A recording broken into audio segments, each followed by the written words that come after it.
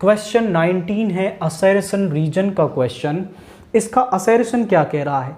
For any symmetric matrix A B transpose A B is a skew symmetric matrix.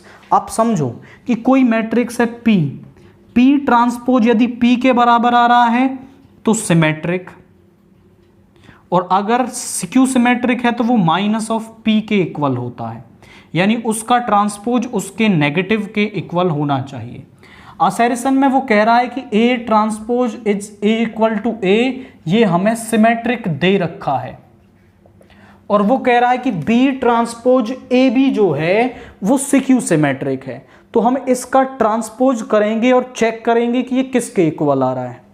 तो B transpose A B का हम transpose कर रहे हैं। हमारे पास प्रॉपर्टी होती है कि ए बी का जो ट्रांसपोज है वो इक्वल होता है बी ट्रांसपोज ए ट्रांसपोज के। तो ये सबसे आगे आएगा बी ट्रांसपोज, ये फिर इसका होगा ए ट्रांसपोज, फिर इसका ट्रांसपोज होगा।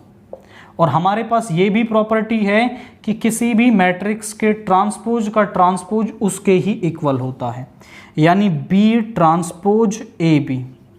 तो आप चेक करें कि बी ट्रांसपोज ए बी का जो ट्रांसपोज है वो खुद के ही इक्वल आ रहा है, मतलब B transpose A B is symmetric. अगर ये इसके नेगेटिव के इक्वल आता, minus of B transpose A B के इक्वल आता, तब ये आपका क्या होता? सिक्यू सिमेट्रिक होता।